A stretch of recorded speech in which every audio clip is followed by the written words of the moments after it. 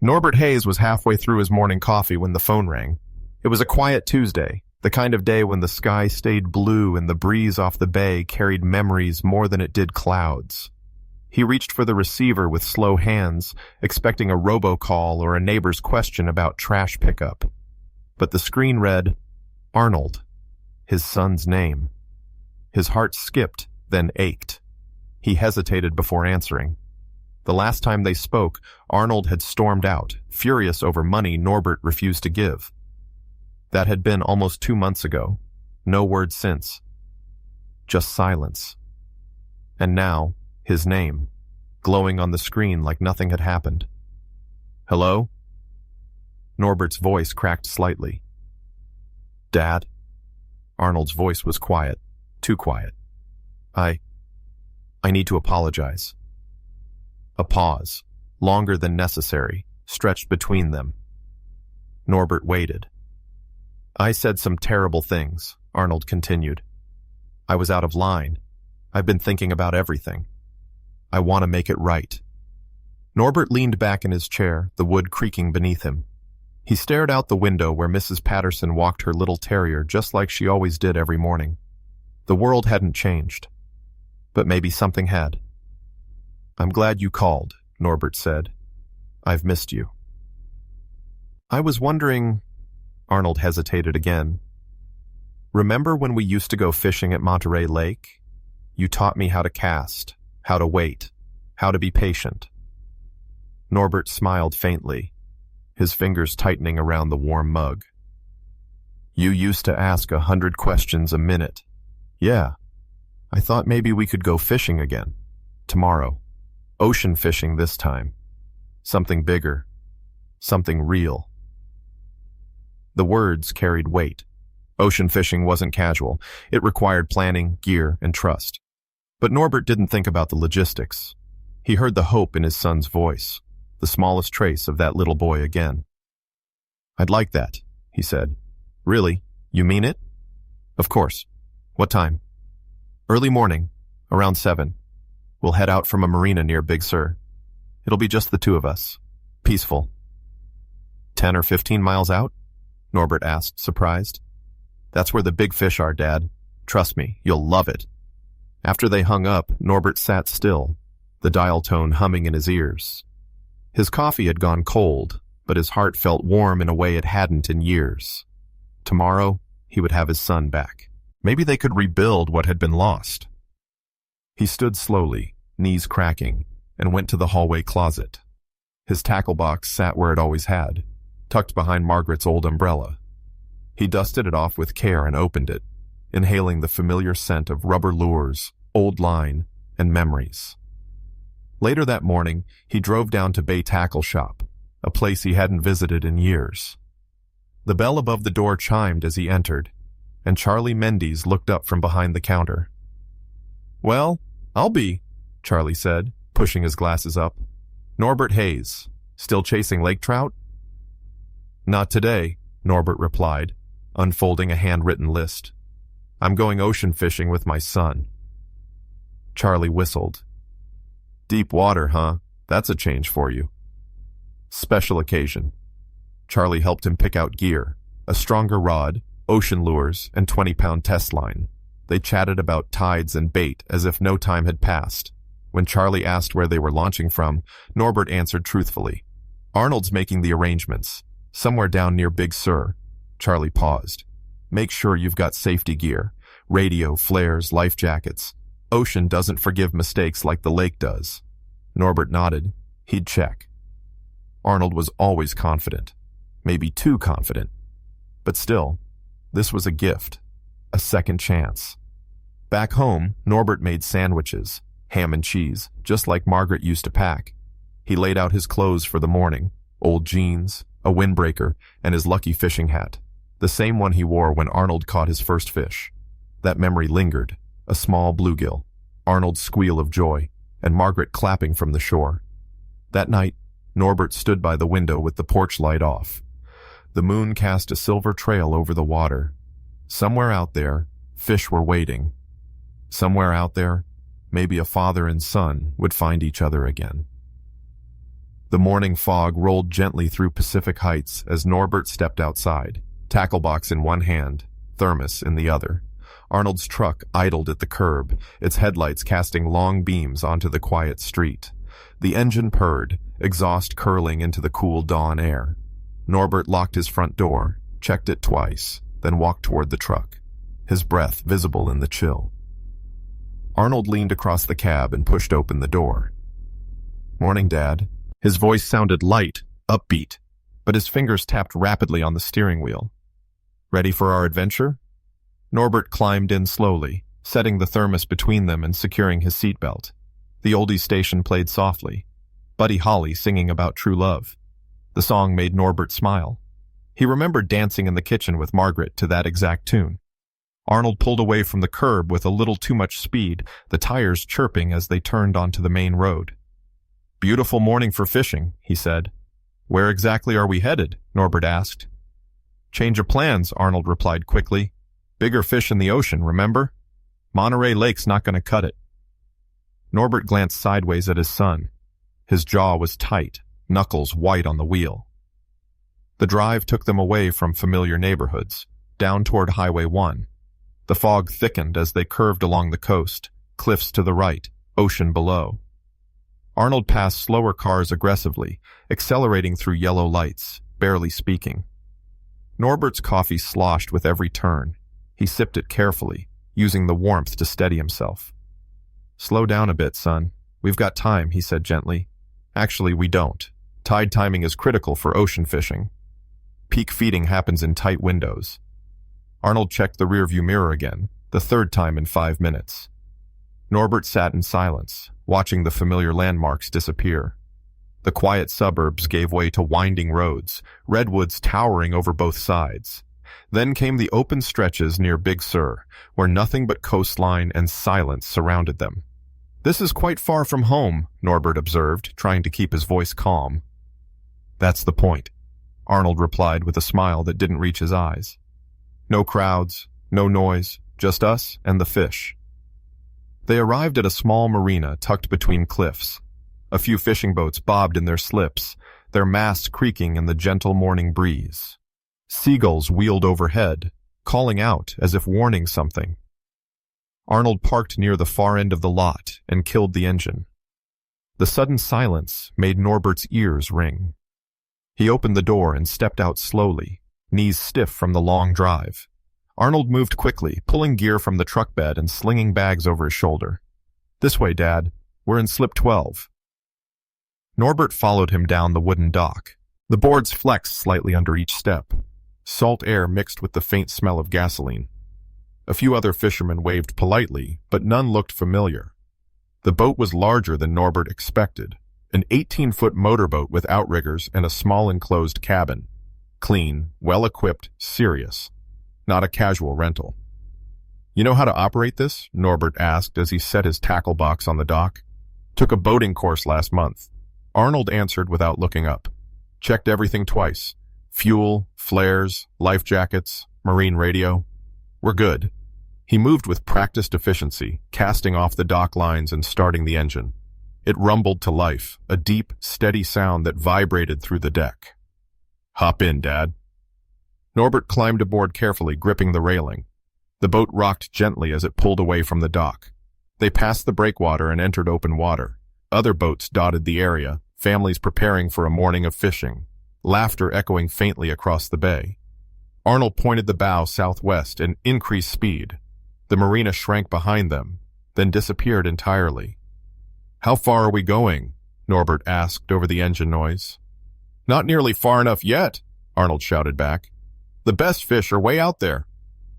Norbert watched the coastline fade into a thin brown line. The boat rode over small swells, and salt spray misted his face. He gripped the gunwale with one hand, feeling the vastness of the ocean grow around them. "Maybe we should stop here," he suggested after some time. "We're pretty far already." Arnold glanced at the GPS and shook his head. "Trust me, Dad. Just a little farther. I know what I'm doing." The minutes dragged. The last of the weekend boats turned back. Now only sky and sea surrounded them. No birds, no buoys, no other vessels. Norbert shifted uncomfortably in his seat. Something cold crept into his chest. Not the wind, but something deeper. What's out here, Arnold? The really good fish, Dad. The ones no one else reaches. You like a challenge, don't you? Norbert didn't answer. He stared ahead, watching the horizon. The ocean looked endless. Blue on blue, no beginning, no end. Arnold adjusted their heading slightly, then cut the engine. We'll set up here, he said, reaching for the rods. Totally isolated, just us and the water. Norbert nodded slowly, swallowing a lump in his throat. He reached for his tackle box and opened it on the bow. The lures gleamed under the morning sun. Familiar tools. Normal tools. But nothing felt normal. He glanced over his shoulder. Arnold stood at the stern checking something on his phone, then slipping it into a waterproof pouch. Norbert turned back to the tackle. He tried to focus on the colors, the hooks, the rhythm of habit. But the silence between them had changed. The engine was off, but something else buzzed in the air. Something you couldn't hear. Only feel. Norbert knelt near the bow of the boat, sorting through lures with steady hands. The tackle box lay open before him, each compartment holding pieces of the past. There were jigs and spinners he'd used with Arnold when the boy was still learning to cast, bright colors faded by time and memory. He picked up a small spoon-shaped lure and ran his thumb along its edge. It had once caught a bluegill that sent an 8-year-old squealing with joy. Behind him, Arnold's voice broke the silence. Remember that trip to Monterey Lake? I caught my first fish, and you nearly fell into the water trying to help me reel it in. Norbert smiled faintly, not turning around. I remember. Your mother packed egg salad sandwiches and forgot to bring napkins. You wiped your hands on your shirt and told her it made you feel like a real fisherman. Arnold chuckled softly. I remember everything, Dad. Every trip, every lecture, every moment. Something in his tone shifted. Norbert turned slightly. Arnold was standing just a few feet behind him, holding a fishing rod, but not like someone about to cast. His grip was firm, angled low, the tip of the rod pointing not toward the water, but toward Norbert's back. Arnold? Nothing's wrong anymore, Dad. In fact, everything's about to be perfect. Norbert stood slowly, knees protesting. He faced his son, searching his eyes for something familiar. But what he saw was cold calculation. There was no warmth, no regret, no recognition. This isn't you, Norbert said quietly. Arnold laughed once, sharp and joyless. That's where you're wrong. This is exactly me. The version you refused to see. The version you ignored every time you gave a speech instead of support. I offered to help, Norbert said, his voice steady despite the ache in his chest. You refused every kind of help that required responsibility. You offered judgment. You offered rules. What I needed was a way out. You never wanted a way out. You wanted a shortcut. And now you're about to lose something you'll never get back. Arnold's face hardened. I'm done losing. I've watched everything fall apart. My investments, my marriage, my future. And you?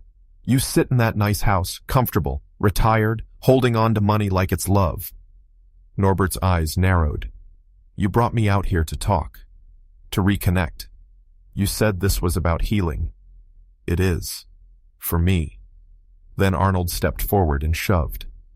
Norbert felt the world shift beneath him. His foot caught on the tackle box. His arms flailed for balance.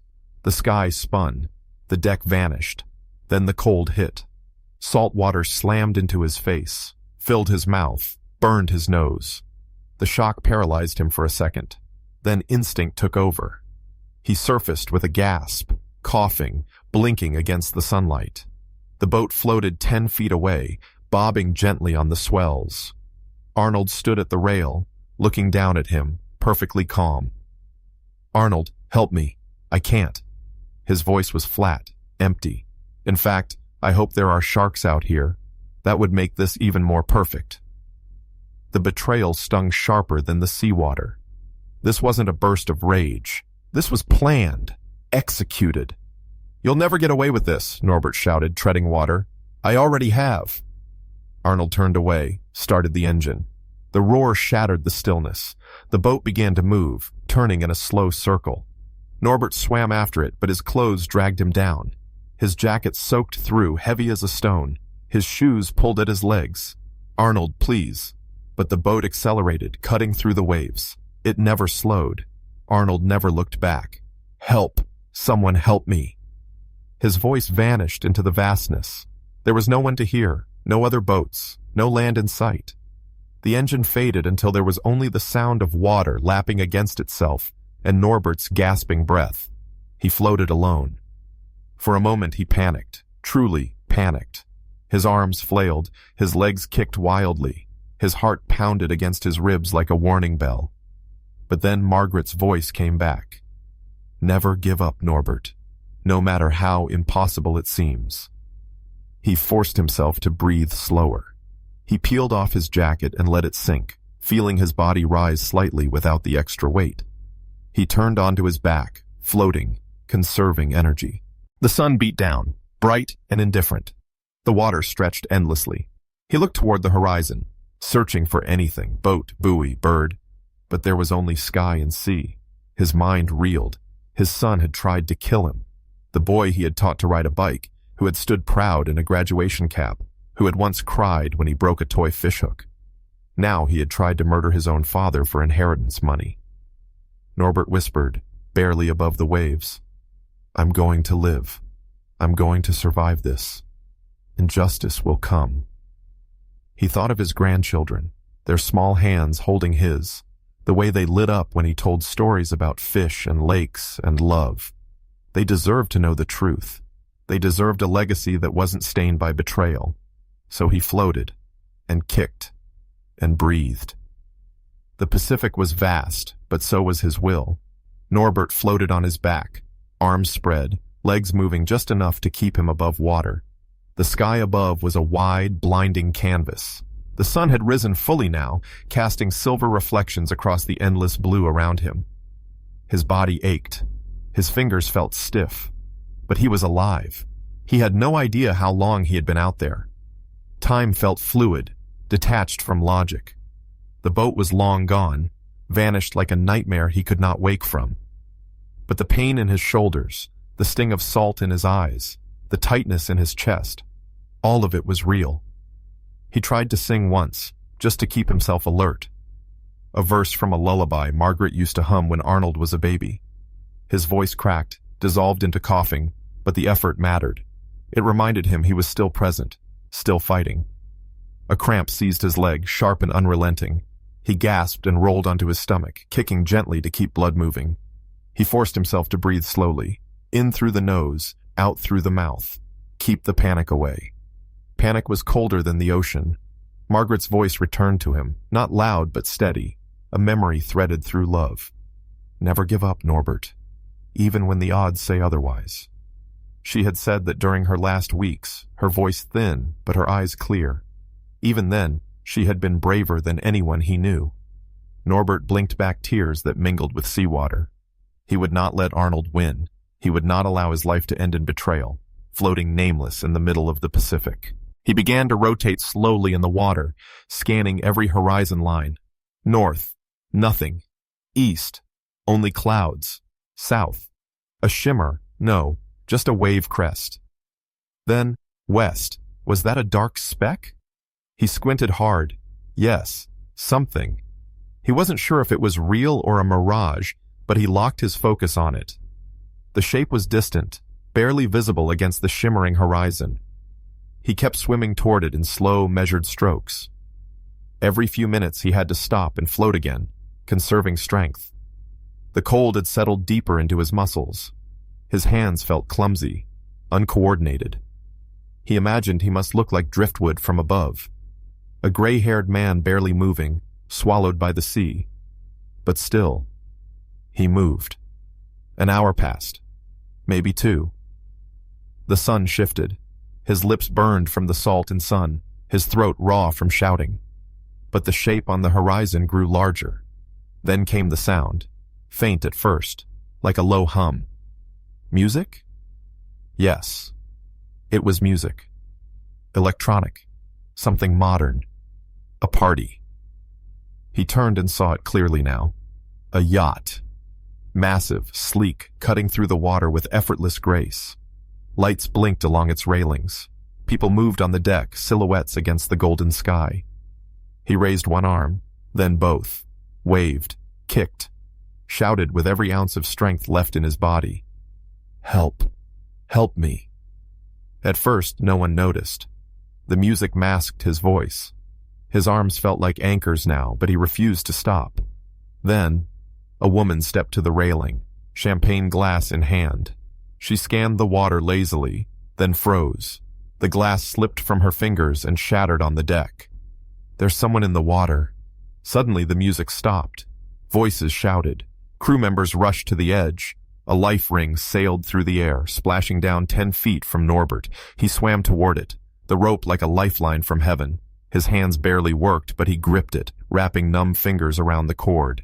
Hold on, we're coming to get you. A small rescue boat dropped into the water and sped toward him. 2 crew members in uniforms leaned over the edge. Sir, can you hear me? Norbert nodded weakly. His jaw chattered. His arms trembled uncontrollably. You're safe now. We've got you. Strong hands pulled him from the water. He collapsed onto the rescue boat's floor, coughing, shivering, blinking up at the men who had saved him. He couldn't speak yet. His voice was gone. But he gave a single nod. They motored back to the yacht where more hands reached down, lifting him up like precious cargo. Someone wrapped a thick blanket around his shoulders. A warm mug was pressed into his hands. The deck felt solid. The people, kind. Faces looked down at him with concern, not curiosity. Sir, what happened? A silver-haired man asked gently. Norbert opened his mouth, but no words came. Only air. Let's get him inside, someone said. Medical first, stories later. They led him into the cabin, where lights were soft and the walls didn't sway like the sea. He sat on a leather bench, wrapped in warmth, surrounded by strangers who cared. He took one slow sip of coffee, then another. The warmth spread through his chest, his fingers, his soul. His voice came back slowly. My son. He pushed me off a boat. He left me there. For dead. Gasps echoed around the room, but no one doubted him. No one asked if he was sure. The man with silver hair placed a firm hand on his shoulder. You're safe now, and whoever did this will not get away with it. Norbert closed his eyes for a moment, the words sinking in. He had survived. He had made it. And justice, like the yacht beneath him, was already moving in the right direction.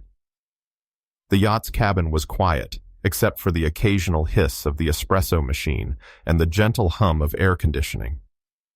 Norbert sat wrapped in a thick fleece blanket, hands cradling a second mug of hot coffee. His skin was still damp, his limbs aching, but color had returned to his face. The rescue had felt like a miracle. But now came the part that was harder than survival, telling the truth. Across from him sat the man who had taken charge since the moment he was pulled aboard. His suit jacket was off, tie loosened, sleeves rolled to the elbows. He looked both powerful and kind, with silver hair and sharp eyes that missed nothing. My name is Judson Blackwell, he said. I'm a United States Senator. This is my yacht, and you are absolutely safe here, Mr. Hayes, Norbert said, clearing his throat. Norbert Hayes. Judson gave a small nod and glanced at one of the crew, who began quietly taking notes. Mr. Hayes, you said your son tried to kill you. Yes. Norbert sat up straighter, his voice still hoarse but growing steadier. He told them everything. From the unexpected phone call to the drive down Highway 1, from the eerie silence on the water to the moment Arnold pushed him overboard. The words came slowly but clearly. Every detail was etched into his memory. The betrayal was too deep to forget. He said he hoped there were sharks, Norbert finished. Then he started the engine and left me out there alone. Gasps came from some of the guests seated nearby. Judson's expression didn't change. He simply leaned forward. Do you know where your son might be now? Back home. Pacific Heights, San Francisco. He probably thinks I'm dead. Judson stood. Captain, he said, contact the Coast Guard and SFPD. We have an attempted murder to report. A man in uniform nodded and disappeared into a side room. Judson turned back to Norbert. We'll get you home, and we'll make sure justice is done. Norbert blinked, overwhelmed not by fear now, but by the swift response. For hours, he had been completely alone. Now he had allies. Real ones. One of the guests offered him dry clothes and insisted he take them. Another woman handed him a business card and said if he needed legal counsel, her firm would help pro bono. People are better than we think, Margaret used to say. Norbert could almost hear her voice now, proud and soft. An hour later, the helicopter was ready. The yacht had its own landing pad naturally. Riley Vargas, the pilot, gave a sharp salute before helping Norbert into the cabin. Senator Blackwell climbed in beside him. You don't have to come, Norbert said. I want to, Judson replied. No one should confront betrayal alone. The helicopter lifted gently from the yacht and turned north, the coastline stretching below them like a ribbon of memory. Judson wore a headset, coordinating with the police. Norbert simply looked out the window, his thoughts quiet but focused. He had survived the ocean. Now, he would face something harder, the face of the son who left him behind. The helicopter landed in Golden Gate Park, just as the morning mist began to lift. Detective Maria Lopez waited beside an unmarked car, dark coat and firm posture marking her as someone not to underestimate. Mr. Hayes, I'm sorry for what you've been through. We have officers positioned at your son's residence. He arrived home about 30 minutes ago. Norbert nodded. He probably poured himself a drink and toasted my death. We can go in now, she said. No, I want to face him first. Alone. The officers gave him space. Judson walked beside him, saying nothing.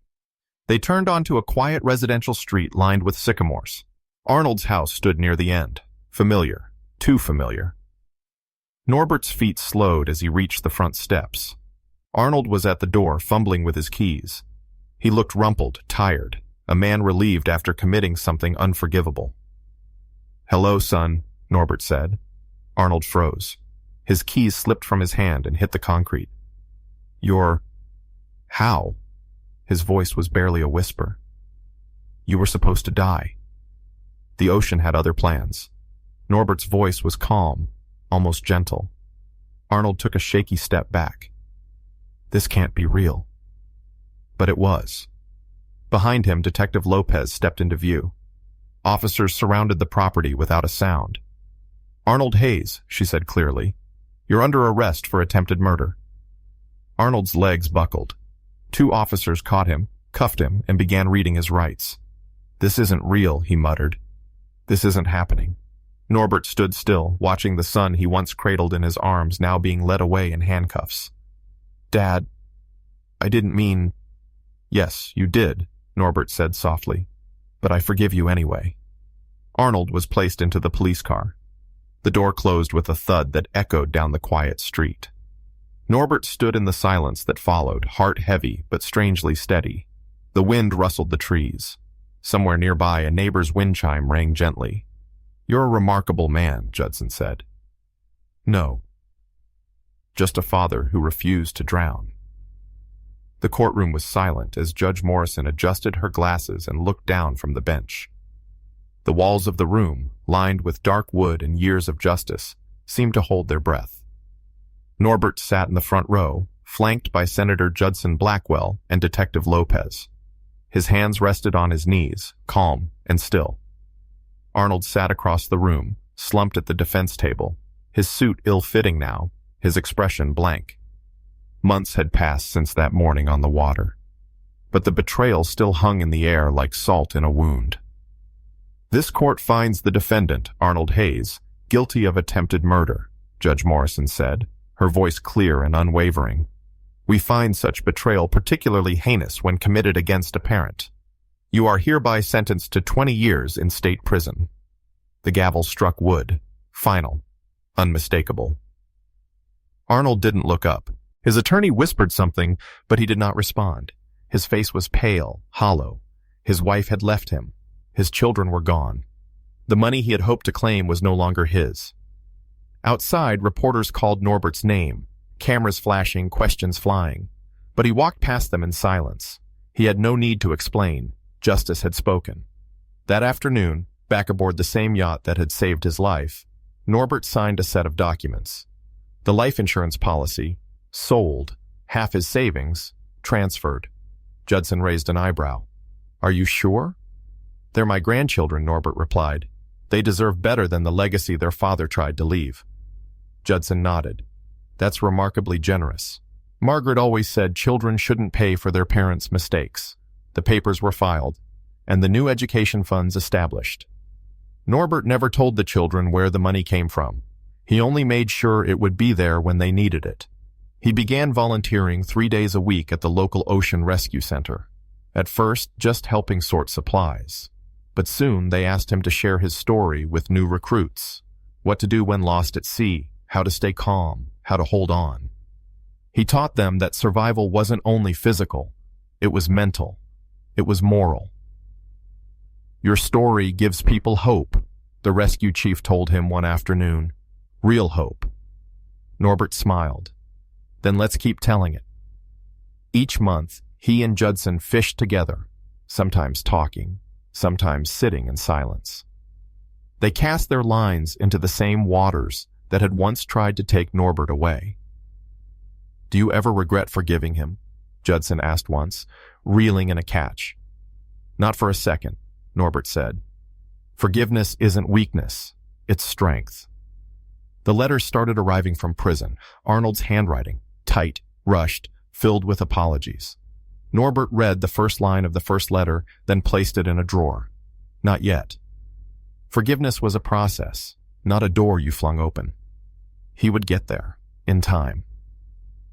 One evening, as the sun dipped low over the Pacific, Norbert opened his wallet and looked at the photo tucked inside.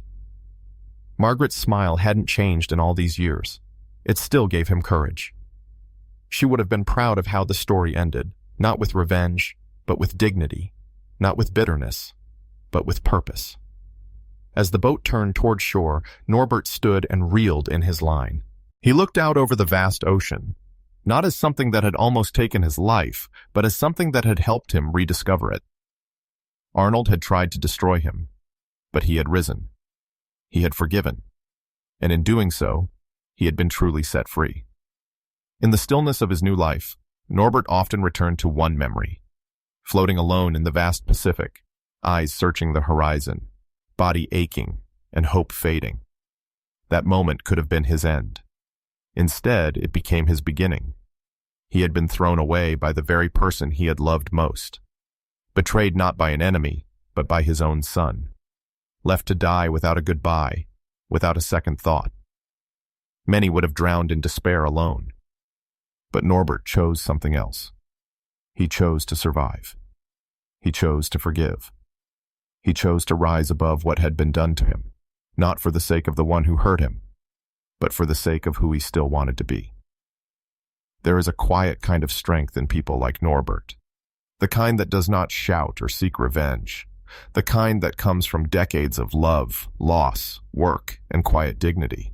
It is the strength of a man who still remembers his wedding vows, who still carries pictures in his wallet, who still believes that justice, though sometimes slow, always finds its way.